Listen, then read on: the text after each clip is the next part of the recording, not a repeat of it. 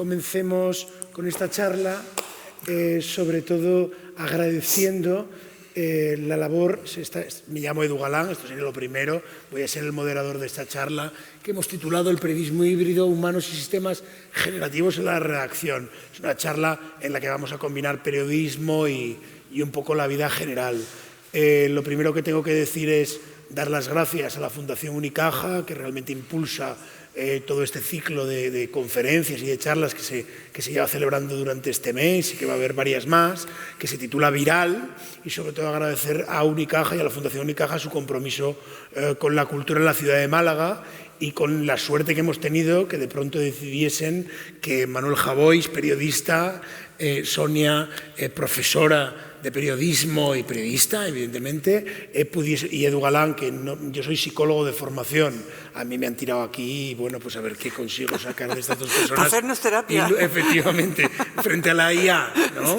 Entonces, sobre todo, espero que de aquí salga una conversación que nos aclare un poco cuáles son los retos en periodismo, y yo creo que también trataremos de ampliarlo un poco a la vida, con la IA, ¿no? Y los miedos que tenemos en el futuro y demás.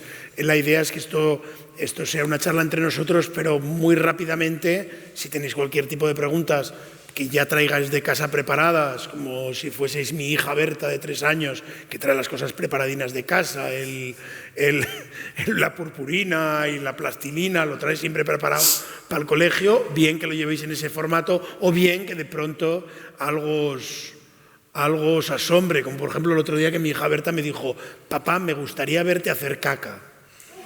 Y yo dije, bueno, pues bueno, es una cosa que te ha pasado a ti ahora mismo, no puede ser, hija mía, porque yo 2 en la letrina me parece mucha gente, pero en algún día, si cogemos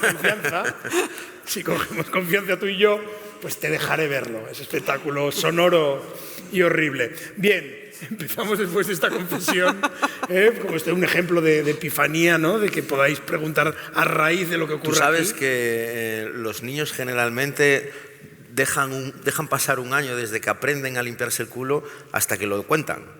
¿Sí? Y estás un año, estás un año tú y los tipos gritan: papá, mamá, tienes que ir allí, pero ya saben, ya han aprendido. Anda. Y eso les ha servido mucho en la vida adulta, para que otros le limpien el culo cuando ellos ya saben hacerlo. Sonia, mira cómo lo voy a enlazar, Sonia, Esto evidentemente va a ser una licencia poética. ¿La IA limpia el culo del periodismo? Pues mira, puede ser también. Parece ensayado. Parece ensayado. No nos conocemos, él y yo sí, desgraciadamente, pero Sonia, genial ahora. Algunos periodistas es probable que lo utilicen, evidentemente, de esa manera, pero no me parece la manera ni más elegante, desde luego, ni la más lógica, ni siquiera la más eficiente, ¿no? La IA, sobre todo, lo que pasa es que parece que nos puede hacer el trabajo, y ese es un uso torpe de la IA, porque yo siempre digo que utilizar la IA para que te haga tu trabajo es como llevarte a un amigo al gimnasio para que levante las pesas por ti. Tú no aprendes nada, tú no vas a hacer músculo, ¿no? Entonces la IA la tienes que utilizar para que te ayude a ti a ser mejor en tu trabajo. Y ahí, evidentemente, hay una herramienta de la que ahora hablaremos más, que puede hacer muchísimas cosas y que te puede ahorrar mucho trabajo. ¿El problema de cara al periodismo? Pues el que lleva viendo toda la vida de Dios. Si las empresas periodísticas utilizan esto en vez de para que sus periodistas puedan hacer un mejor trabajo, puedan dedicar más tiempo a trabajo de valor, en vez de eso lo utilizan para ahorrar en periodistas y ahorrar en sueldos, pues lógicamente el periodismo y la calidad del material que hagan se resentirá. Querría primero hacer, ha estado muy bien, pero querría primero hacer, porque fui yo directamente al grano, claro, sí, pero querría hacer un previo, que yo creo que tú lo podrás explicar bien, de primero qué es la IA, ¿no? Sobre todo por si hay alguien que tenga alguna duda, y qué es la IA con respecto al periodismo. ¿Cómo lo definirías tú estas dos cosas? Es que la IA, desde que sale ChatGPT a finales de 2022 hasta ahora, tenemos que entender que ha cambiado mucho. A mí lo que me gustaría que quedara claro, sobre todo, porque hablamos muchas veces de las inteligencias artificiales y las antropomorfizamos. Hablamos de ellas como seres que sienten, sí, como seres que nos dan la razón, como hoy la IA no se ha portado bien. La IA es un software, son unos y ceros, empezando por ahí. Y Lo que pasa es que es capaz de automatizar tareas, realizar de manera automática tareas que pueden ser muy pesadas. ¿Cuál es el problema de esto? En que muchas veces no somos conscientes. Mira, si yo hago un cálculo con una calculadora, una hoja de Excel, y hago un cálculo de 3.000 por 4.322 y lo hago con una calculadora, yo no voy a dudar del resultado, porque entiendo que la calculadora está hecha para que me dé el resultado bien. Si yo le pido a la IA que me haga un trabajo, pero no contrasto lo que está diciendo, probablemente me equivoque. Porque además es posible, la IA se va a equivocar, me va a dar información falsa, porque la IA no está hecha para darme información veraz. La IA está hecha para darme información estadísticamente que es probable que sea correcta y que gramaticalmente tiene sentido. Pero a la IA no le importa la verdad o la mentira, le importa lo estadísticamente correcto. Si yo le pregunto a la IA que me haga un resumen de la Celestina y yo no me he leído la Celestina, ¿cómo puedo saber si lo que me está contando la IA es cierto o no? De hecho, fijaos, oye, perdóname porque me estoy enrollando mucho, pero... No. Es que en esta primera intervención... Eres la voz más autorizada, o sea, que por favor... Estuvimos impartiendo unos talleres en institutos para los jóvenes de cómo utilizar la IA. Hicimos un ejercicio... no me voy a acordar ahora del libro, era el libro que estaban leyendo los estudiantes, un libro de los típicos que leen los estudiantes, pero lo curioso era que decía que una de las protagonistas moría arrollada por un toro. Eso lo dijo la IA en el ejercicio que hicimos allí. Y claro, y los niños enseguida dijeron, no, eso no es verdad, tal. No sé. Y estaba ahí la profesora de lengua. Y yo le pregunté, ¿puede haber algo en el libro que el toro atropellara al burro en el que ella... ¿Existe algo por lo que la IA ha podido ir diciendo esto? Dice, no existe nada, no existe un toro en el libro, no sabemos de dónde ha sacado eso. Pero dice la profesora, lo que sí sé es que un alumno me puso exactamente eso en el examen. Ya. No se había leído el libro, le había preguntado a la IA y evidentemente... Puede ser incluso una cosa de construcción gramatical que a Claro. lo mejor al interpretarlo la IA... O que leyó en el rincón del vago. Una palabra que termina en to y otra que empieza por o y que estén por una errata juntas. Digo, estoy elucubrando a partir de lo que cuentas. Lo que tenemos que entender es que las IAs generalistas han sido entrenadas con todo lo que hay en Internet, con todo. Lo bueno, lo malo, lo regular, incluso lo irónico. La IA le aconsejó a alguien que para que una pizza quedara más jugosa le tenía que poner pegamento porque era la respuesta que había leído en un sitio que sería el equivalente español a forocoches. Ya. Alguien gastó esa broma, pero la IA que dijo, vio un comentario al que la gente aplaudía, le hacía gracia, le ponía muchos me gusta y dijo, pues esto debe ser verdad. Entonces, la IA está alimentado con todo lo estupendo que hay en Internet y con toda la basura que hay en Internet. Y no está programada para preocuparse por la verdad ni por lo real. Sí, te iba a decir. Sí, lo sé. Estaba pensando en cómo sumarme a esto. En relación a lo primero que dijiste, por volver, porque me fui quedando con varias de las cosas que has explicado y creo que una de las misiones de ciertas profesiones como las nuestras es demostrar que somos compatibles con la IA y no objetos de sustitución. Por lo tanto, en el momento en que hacen tu trabajo, estás tú entregándoles todas las armas directamente. Es decir, en el momento en que tú quieres engañar o tú quieres ahorrarte tiempo y decides, estás diciendo tú mismo que tu trabajo es no tiene prescindible. valor, efectivamente. Es decir, es como, oye, y después, luego tienes el problema de... A ver, yo voy a hablar también de mi experiencia personal, pero luego también tienes el problema de repente descubrir por ti mismo que a lo mejor está haciendo las cosas igual que tú también y en un tiempo infinitamente inferior, por lo tanto no juegues con fuego. Es decir, añade valor, ponte tú un valor añadido, ¿no? Consigue... Ayer tuve una comida y justo en la tertulia dije que venía aquí y hablamos de este asunto y mi colega es un reportero internacional que ahora está aquí pero que ha hecho mucho trabajo en el extranjero y hablamos del valor que podemos tener nosotros en el futuro los periodistas cuando comprobemos que en algunos programas de inteligencia artificial puedan escribir mejor que nosotros, que eso es fácilmente... Solo tienen que leer y mejorar. Y al final en nuestro trabajo pues al final tienes que conseguir unos papeles, tienes que ganarte unas fuentes, tienes que dar con noticias, tienes que salir a la calle, tienes que entrevistar, tienes que tener relaciones personales.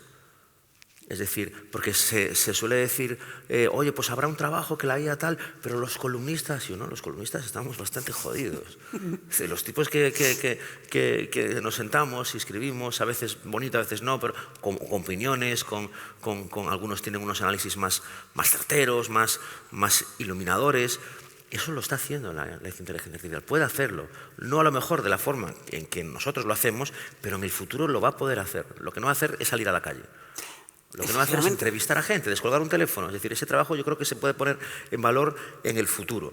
Yo recuerdo hace tiempo ya, el año pasado, que le pregunté a ChatGPT que escribiese un artículo, de hecho lo escribí, lo puse, le he preguntado, estos 3 primeros párrafos que han leído, han sido escritos y tal, que leyese todo lo que había firmado yo y que estaba disponible en Internet, y que hiciese un artículo a mi manera.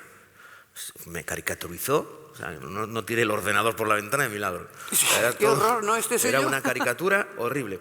Perdón, porque estoy hablando y no he mirado en ningún momento. Hay una mezcla de timidez y de distracción. Hizo una columna bastante ridícula. Poco a poco, en algunos intercambios argumentativos que yo tengo, porque yo, por ejemplo, la utilizo mucho como pared. Es decir, yo pienso a través de la conversación. Y no puedo estar molestando a la gente todo el rato para preguntarle por cosas de las que voy a hablar en la radio o por cosas de las que voy a escribir en el periódico. Entonces, a partir de ahí yo empiezo a tener ideas. Mi cerebro se empieza a poner en marcha muy despacio y empieza a conseguir, y otras veces, del mismo modo que en una mesa estamos hablando y alguno aporta algo y el otro dice otro y hostia, esto me lo llevo, esto tal, muchas veces en conversación se me ocurren cosas o se le ocurren cosas hablando de asuntos de los que no tengo tanta idea. Política internacional, etcétera. Oye, mira, ¿y desde cuándo se remonta el conflicto de Argel? Bla, bla, bla, bla. Entonces empiezo a tener datos y demás que luego tengo, como tú bien has explicado antes, que contrastar muy fehacientemente porque en ocasiones tengo la impresión de estar hablando con un engañabobos. Y para eso me sirve, después de contrastar. Y por lo demás, acabo y me voy. Nos vamos todos. Ayer decía una cosa, que es que ante la sospecha de que alguien ha escrito algo con IA, habrá gente que pueda escudarse, aunque pueda que no tenga razón y pueda que lo haya hecho con la IA, pero habrá gente que pueda escudarse en, perdona, pero yo he escrito todo esto antes de que se inventase siquiera Internet, ¿no? Sí. Pero va a haber nuevas generaciones de personas, de mujeres, de hombres, que escriban en la era de la IA y a la que...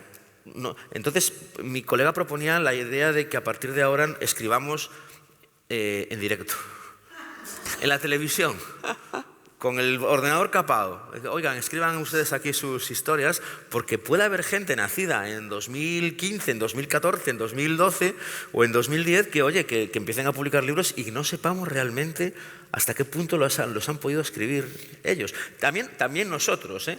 O sea, los más sinvergüenzas podrán decir, oye, mira, a mí esto me quitará, claro. Me parecerá el horror, porque cuando uno ha conseguido con tiempo y esfuerzo una voz más o menos original y una suerte tal, tirarlo todo por la borda para que un robot te imite la voz y te haga peor, porque hasta ahora siempre te va a hacer un poco peor, es un horror, pero sí que puede ocurrir eso. Pero es muy interesante lo que decís, que yo estaba apuntando justo cuando lo nombraste, que es la idea de salir a la calle, ¿no? Que es que tampoco hace lo de escribir en directo, capando el ordenador, es muy interesante, pero también muchas veces, y visto desde fuera, yo pertenezco al mundo del periodismo, pero desde fuera lo puedo ver desde fuera, y realmente muchas veces notas a aquel periodista que jamás va a estar basándose en la IA porque lo ves por la calle, porque lo ves en el tribunal, porque lo ves en los bares, en los bares, en todas partes. Me refiero porque lo ves, si es periodista cultural, le ves pues en las premieres todo el día dando la vara. Ese, por mucho que se pueda apoyar en la inteligencia artificial, ves que trae un sustrato y esto te pasó a ti la pregunta. Está fantástico apoyarse, es decir, nos apoyamos en Internet, nos hombre, apoyamos sí, claro, en Google. No, claro, oye, ¿te has ayudado? Sí, le he preguntado cuál es la capital de Estonia. Hombre, por favor. O sea, llevo apoyándome en Google 25 años, o sea, claro que me apoyo. Otra cosa es decir, hazme tú todo el trabajo. Ese es el tema, pero sobre todo es, y yendo un poco a la educación y empezando por la primera parte del periodista y preguntado desde fuera, ¿no crees que también a los periodistas y a los psicólogos pasa exactamente igual? Se nos está entrenando no para salir a la calle, sino para tener herramientas para sobrevivir en una redacción, e incluso las redacciones cada vez se pide más, por motivos económicos y demás, que estén pegados a pantallas absurdamente.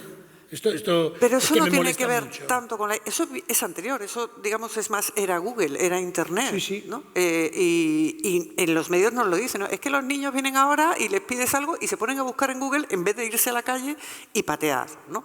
Entonces, eso también lo tenemos que corregir, porque evidentemente tenemos nuevas herramientas que nos ayudan en muchas cosas, ¿no? Pero a mí me gustaría poner un par de ejemplos en el que la IA sí sirve muy bien al periodismo. Uno es muy interesante lo que hace, por ejemplo, Radio Televisión Española cuando llegan, por ejemplo, elecciones municipales, que es capaz de sacar más de 70.000 noticias de manera automática con los resultados de los pueblos, me parece que es de menos de 10.000 habitantes. Y esa es una información que los medios grandes normalmente no dan, y es una información que salen de los datos. La automatizan, saben los candidatos, tienen la foto del candidato y yo puedo ir a buscar qué resultado ha habido en mi pueblo de menos de 10.000 habitantes que no lo voy a encontrar en otro tipo de medios grandes. Entonces puedo ofrecer esa información de manera mucho más rápida y lógicamente con una supervisión humana. Hay una cosa que no podemos, yo siempre lo comparo a veces con que ahora mismo la IA es un becario torpe y que por tanto tiene que estar bajo supervisión. Si en el periodismo no supervisamos lo que hace la IA, bien porque supervisamos el proceso o bien porque supervisamos el resultado final, tenemos un problema. Y luego, aquí en Málaga, por un periodista malagueño, se está desarrollando una IA que a mí me parece muy interesante, que automatiza un proceso bastante mecánico del periodismo, que es el tema de las coberturas de las comparecencias de prensa.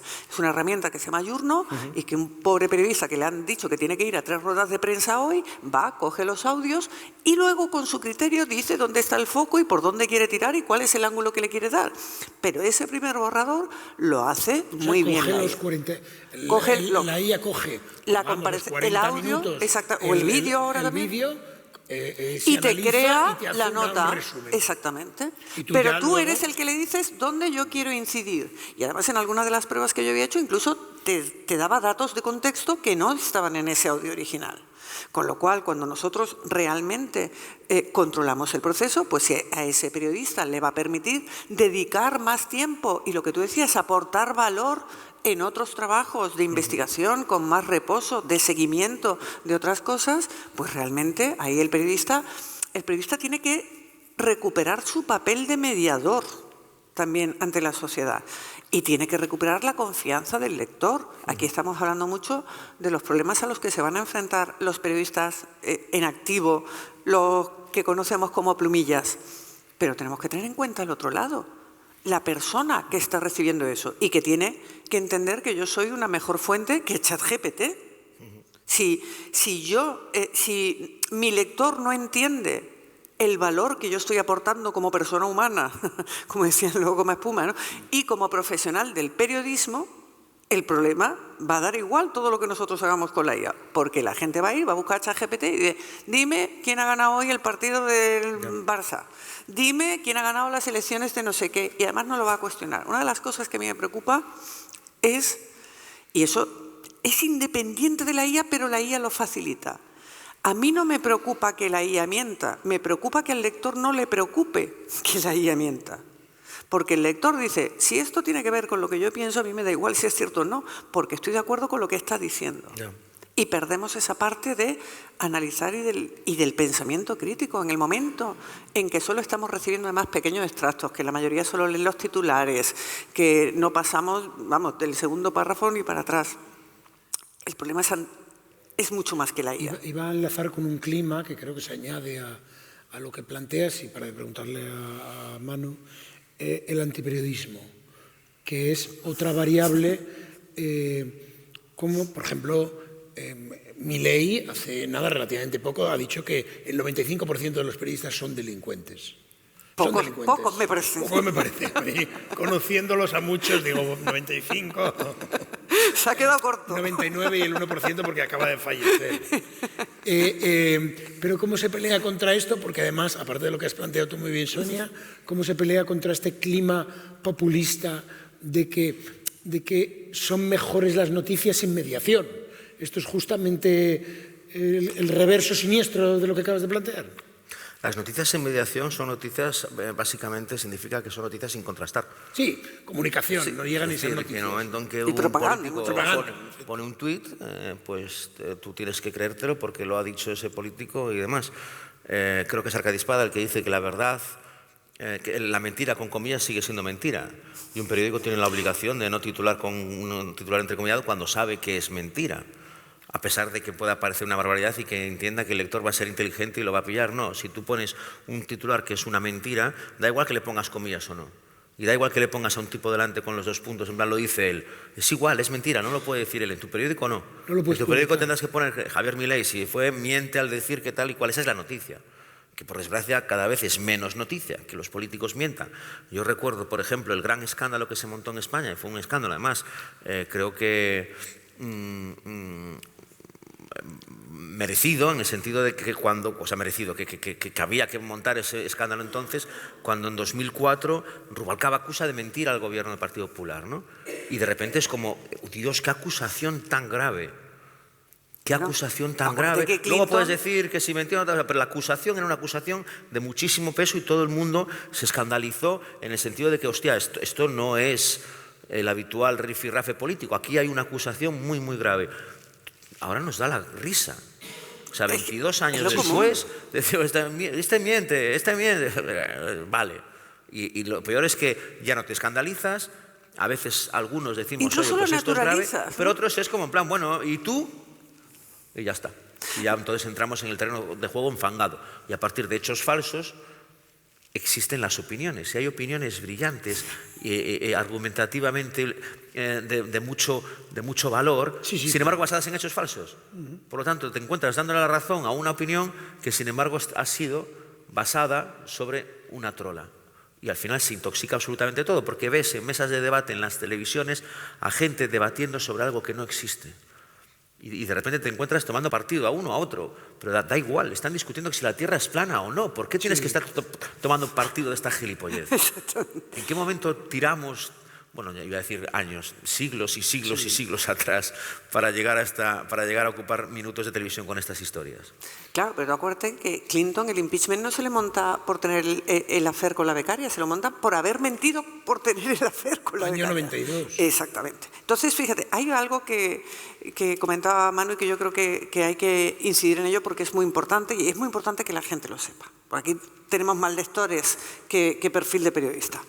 A mí me pasó en Venezuela que estamos impartiendo una formación para periodistas del grupo Capriles y que de repente veo que montan allí un pollo en la puerta de un montón de manifestantes. ¿Qué pasa aquí? Y yo bajo y era un problema súper local. Es que el periódico está mintiendo porque han dicho que aquí han hecho una plaza nueva los políticos y esto es todo mentira y no sé qué y no sé cuánto. Y claro, yo subo y digo, oye, ¿y esta gente que dice que esta es mentira? Y me dicen, pero con toda la calma, nosotros no hemos dicho que eso es verdad. Nosotros hemos dicho que el político ha dicho que eso es verdad. Claro. Digo, pero es que ese no es tu trabajo. Tu trabajo no es decir lo que dice el político, sea o no verdad. Tu trabajo será comprobar si lo que dice el político de turno es verdad o no. Entonces nos escudamos en las comillas, nos escudamos en que estamos reproduciendo lo que dicen los otros y le estamos siguiendo el juego. Porque se ha perdido... O sea, ¿os acordáis de cuando el PSOE sacó su propio YouTube? Es que ya no necesitan a los periodistas. No solo no los necesitan, es que les molestamos. Más que nunca. Cuanto tú más material crees directamente desde partidos, instituciones, perfiles de políticos, etcétera, más periodistas se van a necesitar para comprobar que lo que estás diciendo es verdad o es mentira. El problema de todo esto es que antes los periodistas estábamos contando verdades, bueno, algunos mintiendo, pero bueno, en fin, generalmente tu oficio es contar la verdad y cada vez más tu oficio es desmentir la mentira. Cada vez hay más recursos preparados para esto no. Es decir, llegará el día en que haya una portada en la que se publiquen no noticias, en la que se publiquen esto no era noticia, esto no es así. Y es una desgracia. ¿Y cómo arreglamos eso? Es muy complejo y luego también hay otra figura que es muy interesante, que también pasa en psicología con los coaches, que son aquellos que evidentemente pues pueden ser licenciados en periodismo o no, pero que se arrogan periodistas, utilizan la palabra periodismo como una ecolalia, ¿no? Repiten que son periodistas, pero evidentemente no siguen ni un método periodístico, pero se amparan en que lo que hago es... Ese es otro de los problemas, que no es exactamente IA, pero a mí me gusta siempre ampliar un poco el foco, ¿no? Porque y hablar de este terreno tan enfangado en el que estamos. ¿Cómo se pelea? Hay que apelar también un poco que esto es un tabú un poco, como la del votante, a la responsabilidad del lector para que distinga. Yo creo que hay que apostar por una buena educación de base y porque hay que enseñar a la gente que lo tiene que cuestionar todo. Nosotros como periodistas evidentemente tenemos que poner en valor el trabajo que hacemos y tenemos ese lado del periodismo que evidentemente mancha lo que sí hacen muchos periodistas honestos y trabajadores que sí siguen el procedimiento y que intentan hacer su trabajo de la mejor manera posible. Entonces, lo primero es que desde la profesión hay que rechazar a todos esos vendehumos y que distinguir. Mire usted, esta persona estará contando, informando, pero no está haciendo periodismo, porque el periodismo es otra cosa. Y hay que poner en valor eso. Y hay que decirle a la sociedad por qué tenemos ese valor y por qué merece la pena que vayan a un medio o a una cuenta de Twitter de un periodista en vez de directamente a la del concejal o en vez de directamente a la del consejero. Si el público entiende el valor que tiene el periodismo, perdonadme, pero es que yo siempre lo digo, ante todo ese discurso apocalíptico de que el periodismo ha muerto, yo siempre digo, al revés, cada vez somos más necesarios, pero no basta que nosotros digamos lo estupendos que somos, el público lo tiene que entender y eso forma parte de la educación. Y evidentemente, pues hace años, ¿qué es lo que hacíamos? Escuchabas un telediario, escuchabas un par de tertulias, a lo mejor tenías la suerte que te leías 2 periódicos distintos y te formabas una opinión. Ahora nadie se forma una opinión porque además yo no voy a buscar, se ha perdido también la cabecera. Yo no voy a buscar qué ha dicho El País sobre qué o la SER sobre aquello. Voy a buscar qué se ha dicho sobre esto. Y me da igual si de repente el primer resultado es del País o de, no quiero decir nombres, o de algún periodista o pseudoperiodista de estos. Un pseudomedio que existe. O pseudomedio que también los hay. Y la gente además pone en el mismo, ojo, y lo estamos viendo en tertulias televisivas que se sientan al lado, el del pseudomedio y el del periodista toda la vida. Es muy interesante la doble vuelta que tú ponías una parte del concejal que defiende que da una información y el lector o el ciudadano, el votante, se informa desde esto, pero hay una variable mucho más perversa, en mi opinión, correcto, que es el concejal que cuelga una noticia de un pseudomedio muy probablemente subvencionado por su propio partido, la da como una noticia, porque evidentemente lo que sería una verdadera noticia, no una noticia verdadera, la da como válida en el sentido de que el formato está firmada por un periodista, tal, la da como verdadera y qué escándalo terrible ocurre aquí, ¿no? Y es exactamente el mismo argumentario que hubiese escrito él, ¿no? Claro. ¿A quién pertenecen los grandes? Es que vamos a entrar en el terreno económico que es un pantano. Sí. Exactamente.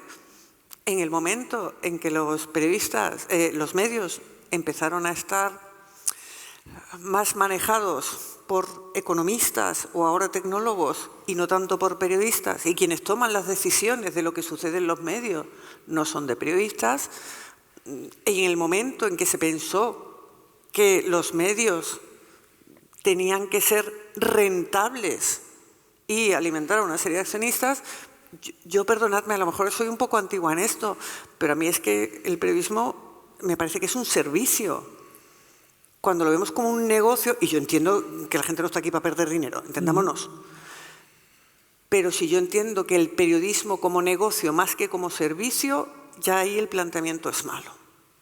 Entonces tendré que buscar la manera de hacerlo rentable, porque no se puede andar perdiendo dinero, pero a lo mejor, pues como pasa en los supermercados, el aceite me da muchos beneficios y el café muy poco. Estoy poniendo un ejemplo que me estoy inventando, ¿de acuerdo? Entonces, a lo mejor las grandes corporaciones, que decir, voy a tener un negocio que me va a dar bastante dinero y otro al que a lo mejor no me va a dar tanto dinero si quiero que se mantenga en su esencia. Pero claro, ese debate es muy complicado. A mí me preocupa mucho, sobre todo, que las empresas vean la inteligencia artificial, por retomar un poco, sí, claro, como una manera de abaratar costes, como está pasando en otros sectores, por ejemplo, el de la programación, y se están equivocando. Sí.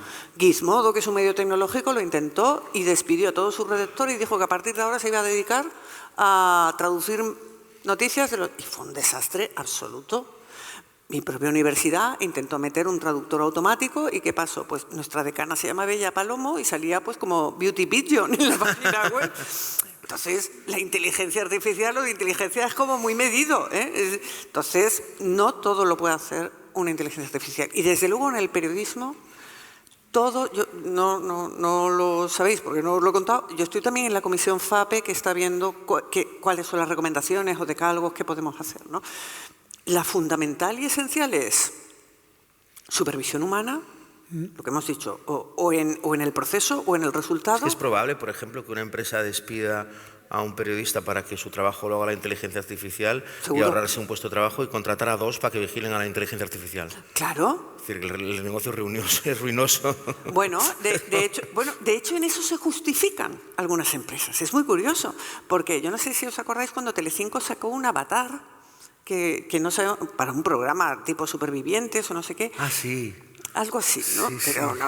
Muy primigenio, ¿no? Y entonces la gente pensaba, ahora ya se van a cargar a los presentadores, vamos a desaparecer.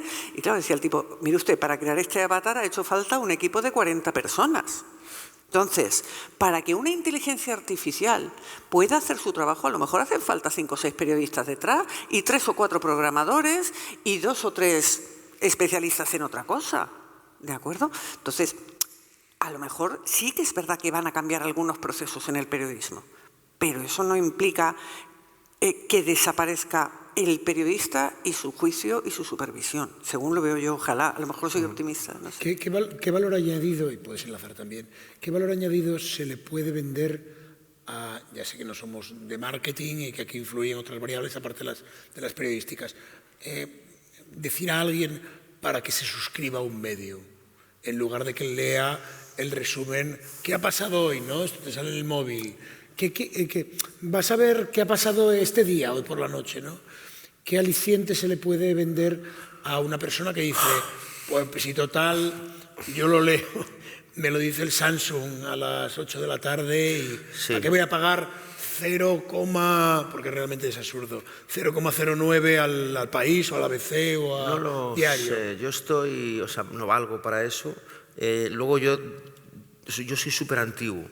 Quiero decir, te voy a decir leer grandes historias, leer firmas interesantes, descubrir nuevos ángulos de noticias, etcétera. Pero hay algo que sí me resulta muy interesante, porque el otro día vi un vídeo de Steven Pinker, sí, no se pronunció muy mal el inglés, pero que lo tengo como un hombre sabio, una referencia en cuanto a ciertas cuestiones, y decía una cosa que creo que es evidente, y es que hemos vuelto, porque de alguna forma leer y escribir es una alfabetización relativamente moderna. Antes las historias se escuchaban, ha vuelto a tener muchísimo más peso el vídeo y el audio. Es decir, tú puedes contar una historia en un número indeterminado de palabras, con un gran lenguaje y con una gran exuberancia léxica y con grandes golpes de efecto, pero un vídeo de 1 minuto, de 2 minutos, de cualquier manera. De repente, y a mí me pasa justo lo contrario. Yo cuando veo un vídeo digo, no está transcrito en alguna parte. Si veo un vídeo muy interesante, lo busco en internet y digo, ¿se ha hecho noticia de esto? Sí, los subtítulos, quiero leer. Quiero leer lo que está diciendo este tío, no me interesa verlo, no me interesa escucharlo, quiero leerlo. Quiero ver si alguien le ha dado forma y demás. Entonces yo sé que voy contracorriente.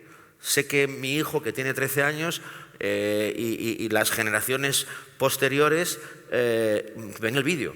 Y oye, que en el vídeo se enteran de historias fabulosas, aumentan su conocimiento, hay cosas, bueno, pues pero yo lo prefiero escrito.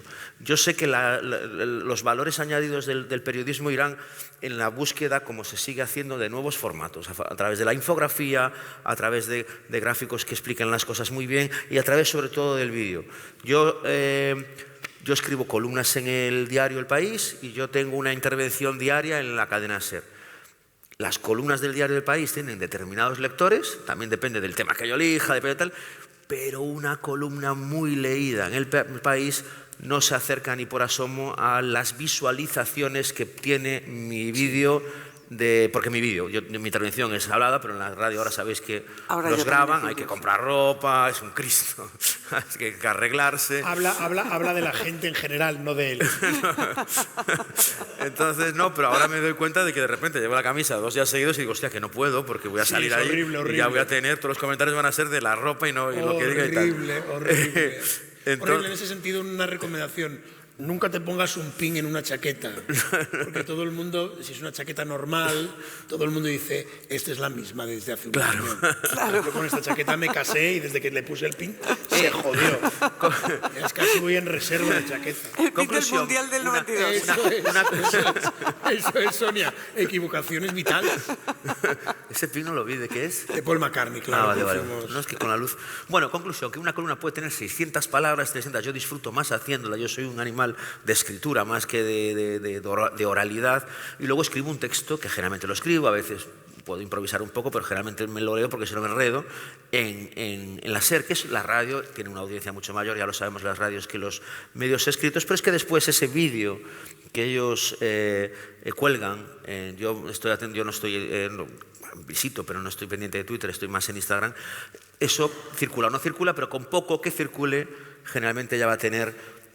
la gente quiere ver el vídeo. Yo cojo, entonces en el futuro a lo mejor, no lo tengo ni idea, mi columna, que tanto tiempo me ha costado tal, pues tendré que leerla en cámara o memorizarla y hablarla y que aparezcan de vez en cuando algunas, como les llaman, así como ruidos, o stickers, y adaptarse a eso, pero es cierto cosas que dices. Es cierto que funciona así. Funciona así y nosotros como periodistas y las empresas periodísticas tendrán que ir a donde esté. ¿Qué os interesa? ¿Cómo os interesa que se cuente más una historia? Nunca se va a perder la doble página del reportaje de un corresponsal en Gaza contando lo que ocurre, ni en Israel, ni en los lugares del mundo que están en plena convulsión. Pero la imagen y el audio van a tener quizás cada vez mayor peso y los medios escritos, entre comillas, del mismo modo que están ya volcados en Internet, aprovecharán eso para contarlo de otra manera. En ese sentido, volviendo a una cosa que decía Javo, que cada vez el periodista, más que contar la verdad, va a desmentir mentiras. Sí, también. ¿No? El negocio del fact-checking, fíjate. Eso es. Hemos hablado mucho de la IA aplicada, digamos, a la palabra y como ayuda al periodista en la redacción de textos, bla, bla, bla, bla, que lo hemos hablado ya, pero me gustaría hablar, y ha sido un pie muy bueno, de la imagen falsa, ¿no? De los vídeos que es alucinante. Si ahora ya empieza a ser alucinante, ¿cuán alucinante va a ser en relativamente poco? En 2 años ya el mimetismo de voz, mimetismo de audio, puedes poner a cualquier persona diciendo cualquier cosa. Bueno, yo tengo un avatar creado que da y ya tiene más de un año y tenemos también que entender el contexto, lo que llamamos la realidad sintética, que ya el nombre se las trae, a mí me parece peligrosísima. Y esa es una de las cosas que tenemos que pelear por legislar para que aquello que esté hecho con IA hay que marcarlo. Y yo lo tengo que decir. Pues, evidentemente, si yo veo a Donald Trump haciendo a Jesucristo, pues ya sé que está hecho con IA y obviamente, que como ejercicio creativo, la gente está haciendo cosas muy divertidas, pero la hace con ese ánimo de divertir y se están haciendo muchas cosas también educativas muy interesantes. Son otros ámbitos. Exactamente. Claro. Ese deepfake en el que yo pretendo hacer pasar por verdadero algo que es realmente falso. Mire usted, si es que aquí volvemos a lo básico, que esa es la honestidad. Yo no puedo legislar, Europa no puede legislar un fenómeno que es global y que además está controlado por los chinos y por los americanos. ¿Qué va a hacer Europa en medio? Decir, no, mira, aquí vais a pagar una multa muy interesante. Vale, pago lo que sea. En el momento en que no podemos ir contra las grandes tecnológicas para que restrinjan lo que está pasando con Grok, con el tema de los desnudos, todo esto es voluntad de sus creadores. Y ahí vamos, y si queréis nos metemos también en el tema de los sesgos de la IA, que tiene unos sesgos también telita. Entonces, la IA igual que el lenguaje, no es inocente. La IA está programada y creada por unos señores que tienen sesgos y que tienen intereses, que tienen una ideología y que tienen un negociazo. Y está el negocio de la atención. Antes comentaba Joyce, yo creo que antes de que empezáramos, no decía, ahora tú le dices a la IA que te haga no sé cuánto y enseguida te hace otra pregunta y ¿quieres que te haga no sé qué? Seguro que todos ustedes cuando utilizan ChatGPT le dicen, dime cómo está el tiempo. ¿Y quieres que te diga cómo va a estar esta tarde? ¿O si va a llover esta noche? Es una pregunta de todos modos que tiene mucho valor porque generalmente cuando alguien hace un texto con la IA a veces se olvida de borrarla. Y ha pasado alguna vez que alguien en una conferencia está leyendo lo que le envió la IA y dice, ¿quieres que te lo haga ahora de una forma...? Y todo el mundo dice, ¿what? Sí, esto ha pasado ya alguna vez y también se han colado en periódicos diciendo, ¿quieres que te mejore el texto? Y se han publicado papers también en revistas científicas con estas acotaciones. Pero, mira, ¿por qué sucede eso? Por la economía de la atención, que es la que le da dinero a las grandes tecnológicas. El negocio de las grandes tecnológicas es que yo esté horas y horas pasando con el dedito o que esté repreguntándole a la IA, porque la IA ahora me ha ofrecido el tiempo de esta tarde y el tiempo de mañana y si va a llover y si puedo tender la ropa y si no sé qué. Y cuanto más tiempo pase dentro, más fácil es para ellos monetizar toda la información que están sacando a través de nosotros, que eso también es importante. Que la gente le está contando a la IA lo más grande, le está subiendo sus analíticas del médico, sin borrar el nombre, le está contando su vida. Tenemos el problema de los jóvenes, contándole sus problemas mentales. Sí, yo he subido mis análisis con mi nombre. ¿A ChatGPT? ¿Tú has subido analíticas? Un cardiograma, estaba asustado viendo tal, y dice, ¿qué dice aquí? Me dice, vete al médico, ¿no? El médico me lo ha dicho, pero me acabo de dar cuenta yo que le he entregado mi corazón, literalmente. Literalmente. Seguro que aquí hay muchos cinéfilos que recuerdan la peli de Gattaca y que se fundamentaba en esa sociedad. Exactamente. ¿Qué es lo que pasaba? Que tenían todos nuestros datos y alguien que tenía una genética mejorada, pues tenía mucha mejor vida que alguien que tenía una genética en la que le había dado el Señor en su nacimiento. ¿No? Aquí estamos hablando de los datos. Cuantos más datos yo estoy dando, y ya hay muchísimos trabajos que... No, es que los datos se anonimizan. Mis narices, por decirlo bien. Es verdad que se anonimizan y es verdad que son fáciles de desanonimizar. Y ya se han hecho muchos experimentos. Entonces, aunque te diga a ti tu seguro de salud que no te preocupes en subir el DNI y tus analíticas, que todo está encriptado, todo eso se desencripta. Entonces, tendremos que ser conscientes también de cuánta alma le vamos a dar. Es muy interesante. A la IA, no, a los tecnólogos. Es muy interesante esa voy a frase. hacer un pequeño aviso. La IA jamás hubiese previsto que el tiempo fuese tan rápido. Se ha ido el tiempo, se está yendo el tiempo. Entonces, simplemente avisaros y deciros que si queréis hacer alguna pregunta del estilo de mi hija o de cualquier estilo, que las vayáis pensando, porque nada, daré espacio al público y si no, seguiremos que tenemos carrete. Tenemos carrete porque este tema es apasionante, pero bueno, dar este pequeño aviso como de... A mí me interesa muchísimo, lo que ellos tengan que decir. Eso es. Desde luego. Javo, estabas diciendo, perdona que te... No, quería hacer dos apuntes, uno un poco diabólico, sobre el tema de la autoría, ¿no? Por ejemplo, un tipo que tiene una idea muy original, cuento ya todo esto porque yo no soy de ideas originales, o sea, el tipo no soy yo. Pero esto me lo contó un colega de trabajo que él alguna vez ha tenido pues una idea muy esclarecedora sobre un asunto de la actualidad. Entonces se la ha trasladado a, creo que, yo estoy intentando ponerme al día y necesito hablar con algún experto, sobre todo para hablar de hacer facturas y movidas de estas, porque me vendría muy bien, pero yo soy muy rupestre, o sea, yo le pongo, esto está bien, y tal, y hablar y demás, pero creo que también está Claude, ¿no? Claro, Gemini sí. y tal. Copilot. Yo estoy, sí, vale, pues este tipo creo que tiene Claude, que parece es la más avanzada, ¿puede ser? No lo sé. Bueno, depende del día. Sí, vale. Bueno. Y entonces le dice quiero ser irónico o sarcástico en este artículo, quiero que tenga este ángulo, quiero que defiendas esta posición, que es la posición que yo crea, y le ejecuta el texto. Quiero que tenga un tono aséptico, quiero que tenga un tono más marcadamente humorista. Por eso decía yo antes también la importancia de tener hoy en día una voz más o menos reconocible. Porque gracias a Dios, por ejemplo, creo que además en nuestro caso... En cuanto falten aquí 4 o 5 referencias que son como muy recurrentes en nuestros textos, es como esto que pasa, ¿no? Si me ves un texto mío que se prolonga más de 500 palabras y no hay nada de retranca, sospecha. Malo. Si este tío no ha metido aquí sus tonterías, que a veces son tonterías, entonces dice, y él defiende, creo que con cierta legitimidad, su autoría. Dice, no ejecuté el texto, pero todo esto que ha hecho ella por mí, no sé por qué digo ella, siempre le trato de la IA, es mío, me pertenece a mí, es todo. Que luego yo pensé, en el periodismo sobre todo antes, ahora ya podemos tener los móviles, pero antes el reportero generalmente no escribía. Cogía el teléfono, buscaba una línea y contaba, oye, está pasando esto. Y este tío me ha dicho esto, y este tío me ha dicho esto. Y le hacía a un señor la nota en la redacción y, por supuesto, se la firmaba el tipo que había conseguido la información o que había conseguido las declaraciones o que se estaba... o sea, no te ponías con la máquina a escribir a toda hostia, había que dar una noticia rápido, había que coger el teléfono y dictarlo.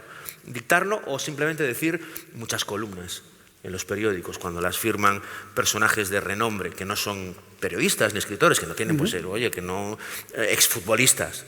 Pues coño, pues joder, pues te has dedicado a jugar al fútbol, no te has dedicado a escribir, por lo tanto, hay alguien en la redacción que con toda la información que el tipo da, que es una información de un enorme valor, porque es gente que ha jugado al fútbol, que ha ganado Champions o mundiales, y lo escribe otra persona. No lo escribe la IA, lo escribe otra persona. Sí. Pero a través de la información y de la experiencia y de la valía que tiene un tipo pues, que ha marcado un gol en no sé qué final. Es decir, y tiene su firma y tiene ese peso. Por lo tanto, de alguna manera es como a veces volver un poco atrás, en el buen sentido, de decir, oye, a mí me gusta mucho escribir. Hoy estaba con Edu y estaba acabando mi columna de mañana y estaba escuchando el tic, tic, tic, y dije, yo a mí este sonido me relaja muchísimo. A veces ya no escribo, solo sin sentido, solo por escuchar. A mí me gusta mucho escribir. Eso no siempre ha sido bueno porque a veces me regodeo en que me gusta mucho escribir y ya le doy 4 vueltas y ya deja de entenderse y parece que estoy de lucimiento personal, cada vez menos. Pero me gusta mucho escribir, por lo tanto a mí el tema de la ejecución yo no le voy a decir nunca, escríbemelo tú, porque yo disfruto de la escritura. Pero entiendo que hay mucha gente que tiene más información que yo o mejores opiniones que yo, que no tiene tampoco el don de que le guste la escritura o la ejecución del tecladito. Esto lo decía un amigo mío, decir, tengo una idea y me cuenta la idea de la novela y dice, ¿qué la vas a escribir? Escribir, que la escriba otro. Yo pienso, ahora claro. Ese cabrón va a tener a otro que se la escriba. Pero eso tiene un valor, ¿eh? Sí. Yo creo, con esto que comentabas de la autoría, a mí sí me parece que si tu amigo o compañero yo defiendo eso. Ha entrenado a la inteligencia artificial, le ha dado sus textos para que sepa cómo escribe y efectivamente le ha dado todas las instrucciones de quiero escribir este texto con este ángulo, señalando esto. No sé. Mira, por ejemplo, a mí una cosa que me cuesta mucho trabajo, que soy terriblemente torpe, es en los títulos. Es que me cuestan la vida. Titular me cuesta horroroso. Entonces, ¿qué pasa? Que muchas veces lo que haces es, este es el texto, y le digo, dame 3 o 4 títulos. Rara vez me quedo con alguno que me dé íntegramente la IA. Lo que solo al final me da ideas y solo mezclar y digo, por aquí, espérate, no. Es que quiero poner más el acento en esta parte, ¿no? Y entonces ahí evidentemente sí, pero cuando tú también tienes a tu IA bien entrenada de cómo a ti te gusta hacer las cosas, evidentemente eso te ahorra también mucho trabajo para un trabajo mecánico. Me gustaría, antes de dar el paso a las preguntas, terminar con un reto que dijo Albert Serra, el director de Tardes de Soledad y de varias películas espléndidas, La muerte de Luis XIV y demás. Y el otro día le preguntaron en El Mundo si estaba preocupado y esto volvemos a la autoría, si estaba preocupado porque la IA sustituyese a cineastas. Y dijo, total, para lo que hacen algunos, vale más la IA. Correcto. Entonces, a partir de esto, si tenéis alguna pregunta, si no, seguiré yo con mi labor. Mira qué bien. Yo quería hacer un comentario de lo que supone... ¿Se oye o no? De lo que supone la IA, ayer creo que lo oí, el presidente de la Real Sociedad, que acaba de ganar la Copa del Rey, sí, lo leí. Le preguntan, el entrenador que tiene, por lo visto no lo conocía nadie, y le preguntan cómo eligió al entrenador. Y por lo visto el director deportivo, algún experto, le recomendó ese entrenador. ¿Y qué hizo él? Le preguntó a la inteligencia artificial si ese entrenador era conveniente para la Real Sociedad. La inteligencia artificial le dijo que no. Pero es que 1 semana o 2 semanas después, creo que jugó con el Atlético de Bilbao, ganó, le volvió a preguntar y le dijo que sí, que era ideal. A hechos consumados. Entonces, claro, bueno, pero ya no es un sesgo, es simplemente que con lo que había ido leyendo, como había ganado, pues era un entrenador ideal. A mí me llama mucho la atención que en algo tan aleatorio como el fútbol, el presidente de un equipo de fútbol le pregunte a la IA por encima de la opinión del director deportivo. Me parece increíble, ¿no? Eso me da pie a una cosa. El director deportivo al que se lo preguntó y recomendó el entrenador es Eric Bretos, que es el hermano de Aimar Bretos. Tengo que decirlo. Gran amigo, pero tengo que ponerle ahí ese. Mira, Javois, que parece un concursante de pasapalabra. Con la B, apellido del... Bretos. Que sí, a partir de eso, en cierto momento teméis, a pesar de que tenga, evidentemente esto yo no creo que esta charla haya tratado de demonizar la IA, ni mucho menos, sino de ver todos sus ámbitos críticamente, pero teméis que en ese sentido nos esclavice en algún momento porque no entendamos su funcionamiento. Es decir, si el presidente no llega a saber que la IA, como acaba de explicar, ¿cómo te llamas? Rafael, como acaba de explicar, si no llega a entender cómo funciona, pues dice, pues no lo ficho, pero dice, claro, es que igual le faltan datos. Esa es otra de las partes. Es como de pronto cuando la gente viene a Asturias y come cachopo y dices que le faltan datos. Efectivamente, vamos. Porque si no comería una fabada, un pescado, claro, no esa mierda frita. Yo creo que sí, es un punto muy importante lo que dices de que la gente tiene que entender cómo funciona la IA. Primero para hacer un buen uso de ella y luego para hacer un uso crítico de ella. Evidentemente, yo siempre digo que la IA es una herramienta y que cualquier herramienta se puede usar bien. Yo puedo utilizar un cuchillo para hacer un plato delicioso o puedo usarlo para matar a alguien. Si yo no sé cómo funciona una sierra eléctrica, no me voy a poner a hacer carpintería porque la voy a destrozar. Tendré que entender primero cómo funciona el cacharro. La IA exactamente igual. Cuanto más sabemos nosotros de cómo funciona, y este es un ejercicio... también latoso, porque las IAs están cambiando a una velocidad que no cambian ni los algoritmos, ¿no? Cambian por muchos motivos, cambian en su manera de ejecutar procesos. Vamos a decir de pensar, pero no me gusta usar términos humanos, ¿no? En la manera en que razonan, en la manera en que ejecutan determinadas tareas. Y nosotros tenemos que saber cómo se producen esos cambios. Ahora está, por ejemplo, la moda de la IA agéntica. Yo ya no le digo a la IA lo que quiero conseguir, no le digo lo que tiene que hacer, le digo cuál es el objetivo final. El objetivo final a lo mejor es encontrar un entrenador de fútbol adecuado para mi equipo o encontrar el billete más barato para irme este verano a... donde sea, Asturias, a por un cachopo. Y la IA, a partir de los distintos modelos de expertise que va utilizando, va a ir encuadrando tareas para conseguir ese objetivo final de ofrecerme un billete de avión barato. Pero si yo no sé eso, pues seguiré preguntándole a la IA qué mejor plato me puedo comer en Asturias y que me diga un cachopo. Había recordado una entrevista que hizo Daniel Verdú a Eric Sadin, un filósofo que dejó un titular muy... catastrófico, la IA apesta a muerte, dijo. Entonces toda la entrevista era despotricar contra la izquierda iba a decir, contra la inteligencia artificial. Y entonces acaba la entrevista preguntándole a Dani Verdú, ¿usted no utiliza ninguna IA generativa? Y él dice, ¿esas máquinas de la muerte? No, gracias, yo amo la vida. Escribir una frase es difícil, pero qué felicidad. Y veo a gente joven que empieza a distinguirse, a rechazarlo. Creo que habrá héroes cotidianos y esclavos de su propia pereza. Y esos verán su singularidad destrozada en nombre de una verdad artificial. En fin, estoy hablando mucho. ¿Cuánto espacio le van a dar? Y dice Dani, no se preocupe, lo resumiremos con ChatGPT. Este es el final de la entrevista que le hace. Creo que es la gran revolución, después con un impacto que tendrá en el futuro a medio plazo parecido a lo que ha tenido Internet, que lo ha cambiado todo de arriba abajo y va a ser una enorme revolución que, como todas las grandes revoluciones, habrá quien las use para empeorar el mundo y habrá quien las use para mejorar el mundo. Totalmente. Y cada uno en nuestra pequeñita porción haremos lo que siempre intentamos hacer, que es que a nosotros y a los que queremos pues nos vaya bien con ella, ¿sabes? Además que artificial en este sentido. Cultivar, lo que decía Voltaire, cultivar tu jardín. Porque, y además artificial en este sentido es un epíteto.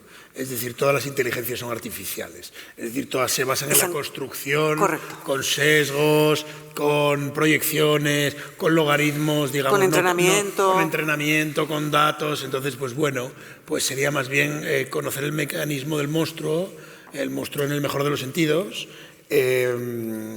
antes que o desecharlo en este sentido de que es el infierno, o alabarlo pues para eliminar a la mitad de la plantilla, que por cierto Esteban Hernández, gran periodista del Confidencial, dice que llega a un punto que es imposible, porque tú no puedes basarte en un Excel, en el fondo es un Excel, para escalar una empresa, para lo que explicaba de la Real Sociedad, ¿no? De a futuro plantear los resultados, que a lo mejor en este momento el equipo pues no está jugando tan bien, pues porque, yo qué sé, porque llueve, no llueve, porque hay miles de variables externas que igual no permiten que esa inteligencia artificial afine pero volvemos niveles, ¿no? a lo mismo. Antes teníamos a los Crypto Bro y ahora tenemos a los AI Bro que me ponen muy nerviosa, ¿no? Mira que cada vez entro menos en Twitter. Todo tíos. Me parece que era ayer que leía uno de: tenía la casa muy desordenada y gracias a este prompt, dice, ¿de verdad necesitas preguntarle a la IA cómo ordenar tu casa? O sea, pregúntate qué le pasa a tu cerebro cuando necesitas que una inteligencia artificial...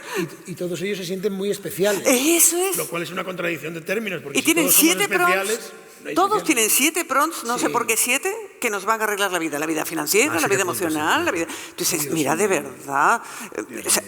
un poquito de tranquilidad. A la salida vamos a repartir bates para ir a buscar a esta gente. Como en 1984. Vale, porque realmente esto se trata de pasar a la acción. Tenemos tiempo para una última y si no despedimos con una despedida, pero al estilo de Rafaela Carrà.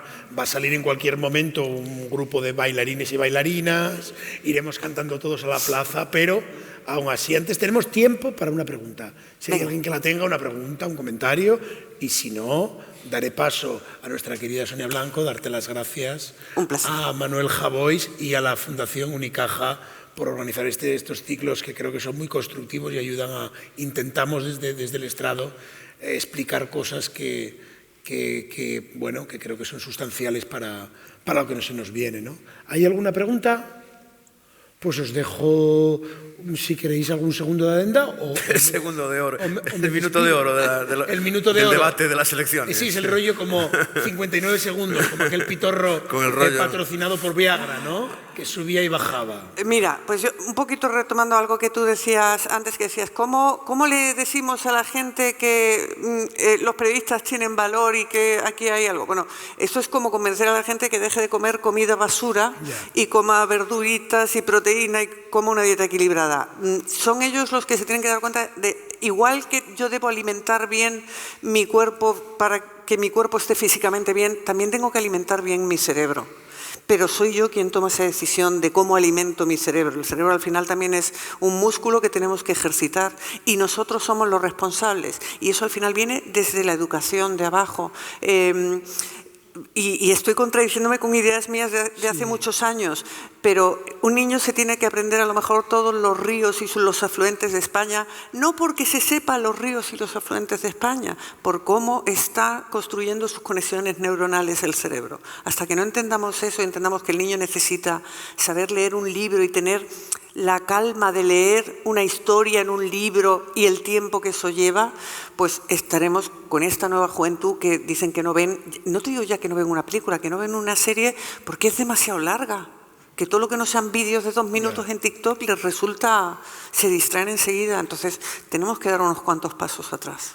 Yo quería recomendar un ensayo que se titula El valor de la atención, que me parece uno de los ensayos más importantes que se ha publicado en los últimos años, de un tipo que ha dedicado 2 años de su vida a recorrer todo el mundo para saber qué está ocurriendo en nuestras sociedades sobre esto que nos contaba ahora Sonia, ¿no? ¿Por qué tenemos ahora mismo la capacidad de atención tan reducida? ¿Por qué por primera vez en la historia, desde que se inventó el cine o las películas, tenemos en nuestra plataforma 4 o 5 películas a medias para continuar otro día? Antes las películas no se continuaban. La ves y ya está. Se continuaban los libros pues porque no te daba la vida, son muchas páginas. Ahora ya no hay libros de muchas páginas o casi, o hay muchos menos que antes, ¿no? También hace poco se montaba un debate acerca de si se están muriendo las frases largas. La gente exige un poco de más frase corta porque en medio de la frase larga ya la segunda subordinada, ya perdiste el hilo y no sabes por dónde. Y creo que ese libro da muchísimas claves, me parece muy importante, me lo recomendó Tallón además, que es un buen prescriptor. Y quería acabar pues, recomendando eso porque tiene muchísimo que ver con todo lo que acabamos de hablar sobre la inteligencia artificial y sobre nuestra relación con las pantallas. Os lo dice además un extraordinario adicto. O sea, yo publico ahora, perdón, el momento comercial, una novela que tenía que haber sido publicada hace 1 año y medio y que por primera vez en mi vida no fui capaz de escribirla porque estaba levantando el móvil 10 minutos, luego lo apagaba, luego lo volvía a encender, luego lo escondía, luego me iba a no sé dónde. Es de verdad algo en terapia y toda la hostia intentando saber, pero ya es compulsivo. No es, y de repente, oye, voy a ver qué capital, qué tal, y de repente cuando me di cuenta ya estaba enganchado a los vídeos de pingüinos cayéndose, enganchado a unos vídeos de unas mascotas que se tragan gente por la calle, enganchados a caídas, o sea, no todo lo que yo le reprocho a mi hijo es todo lo que yo estaba haciendo a sus espaldas y todo por lo que yo tuve que posponer un trabajo serio que me da de comer y en cierto modo hay que tener un enorme cuidado y tiene que ver con eso, con la atención, porque yo tengo que estar prestando la atención a cosas que me están generalmente entreteniéndome los primeros 5 minutos, como todas las drogas, los primeros 5 minutos y luego te das cuenta que vas 40 minutos ya sin disfrutar absolutamente nada, perdido, enganchado a estupideces.